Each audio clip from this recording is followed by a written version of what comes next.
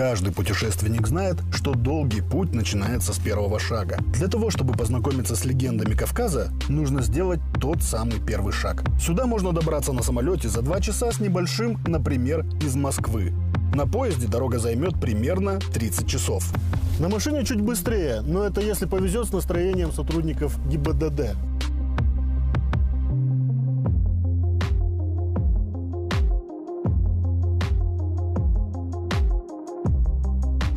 Нам не повезло с настроением сотрудников ГИБДД. Салам алейкум.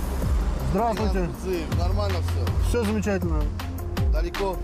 Снимаем кино про Кавказ. Сразу хочу вас предупредить, что везде идет аудио-видеосъемка. Вот. Нормально? Снимаем. Да, Чем-нибудь помочь надо? Нет, все хорошо, спасибо большое. Все нормально? Все замечательно. Пожалуйста, счастливой дороги. Всего доброго. Чай, кофе. Спасибо. Поедем. С вашего позволения.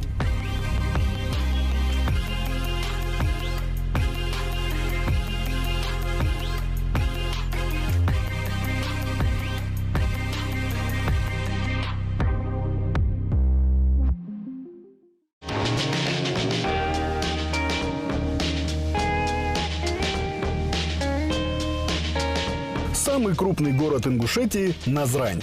Раньше он был столицей республики, пока не построили новую столицу – Магаз. А между этими городами располагаются Аланские ворота.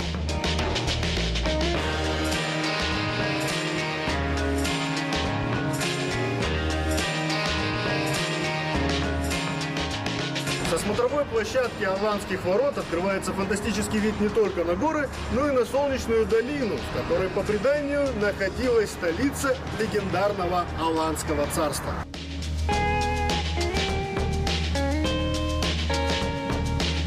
Известные русским летописцам под именем Ясов, аланы несколько веков владели всем Северным Кавказом и отступили из этих долин только под ударами монгольских орд Чингисхана. Ингуши считают себя прямыми потомками и наследниками алан, поэтому новую свою столицу заложили на месте старой Аланской, разрушенной до основания временем и монголами. И название сохранили старое – Магаз, что в переводе означает «город солнца». У ингушей вообще с солнцем особое отношение.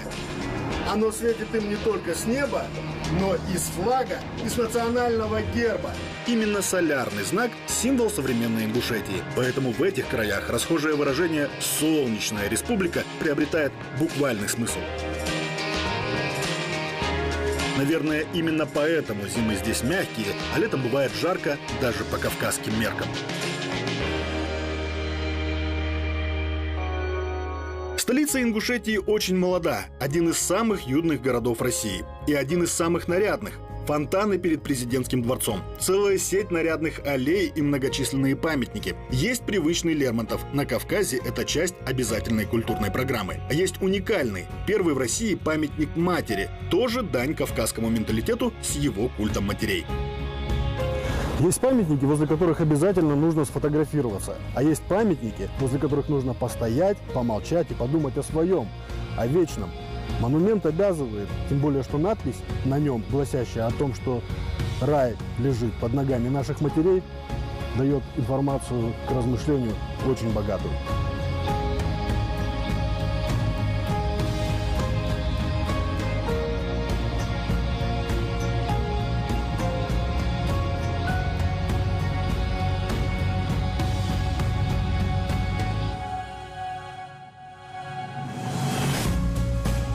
Магаз – город маленький, и все дороги здесь ведут к башне Согласия. Вряд ли можно найти в Ингушетии другой символ национального достоинства, так плотно рассказывающий о своих создателях. Эти 100-метровые каменные стены символизируют заветы предков, любовь к родной земле и характер, который не пугается самых масштабных задач. Кстати, подняться на вершину этой башни – задача сама по себе непростая. Башня Согласия похожа на традиционные ингушские башни, которые мы уже видели в горах. Вот только она минимум в 3-4 раза их выше. Лифта нет, как и ступенек. Пандус широкий и длинный. Наверное, это самый длинный пандус в мире. 26 пролетов общей протяженностью 1700 метров. Время от времени здесь проходят соревнования, и люди пытаются забежать на скорость на смотровую площадку. Но я считаю, что турист должен ходить аккуратно и медленно, чтобы все успеть разглядеть. Тише идешь, Дальше уйдешь.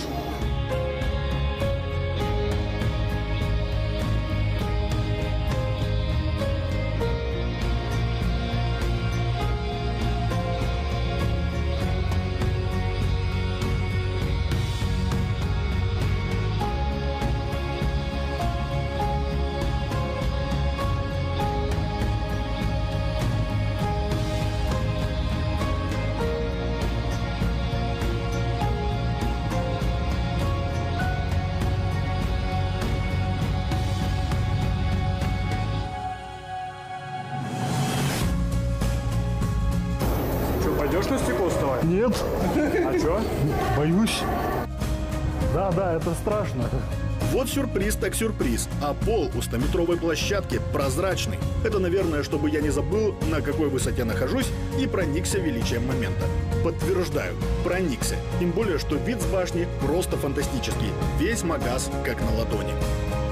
Спускаться будет гораздо легче.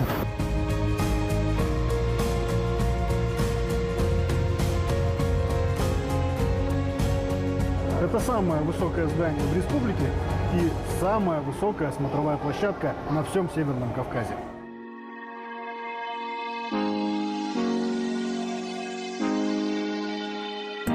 Когда-то через эти места проходил великий шелковый путь из Китая в Европу, а сейчас проходит оживленная трасса М-29 «Кавказ». Настоящая транспортная артерия, проходящая вдоль всего Кавказского хребта от Краснодара до Баку.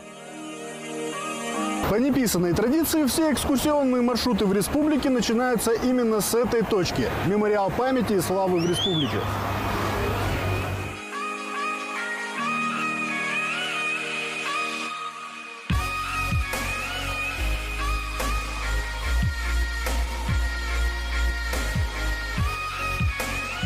И в этом есть смысл. Если нужно кратко ознакомиться с историей Ингушетии, то лучше начать прямо здесь.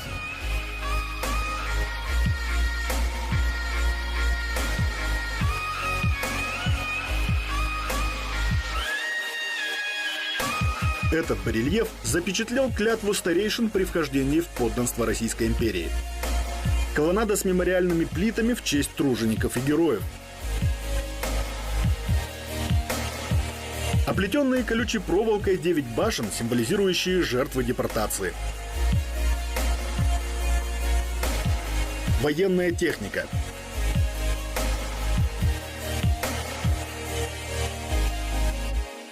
И последний защитник Брестской крепости Умадгирей Барханоев. Но жемчужина всего комплекса, на наш взгляд, 3 бронзовых всадника на вздыбленных конях с шашками наголо.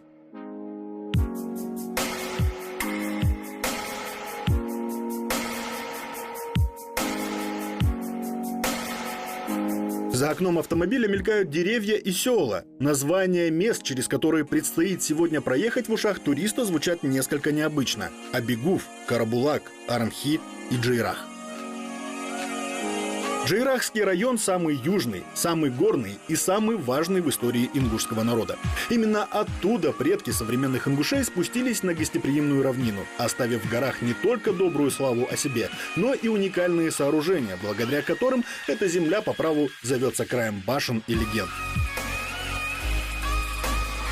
Кстати, не забудьте прихватить паспорт. Поскольку зона пограничная, то пускают туда строго по паспорту, а для иностранных граждан нужно делать пропуск заблаговременно.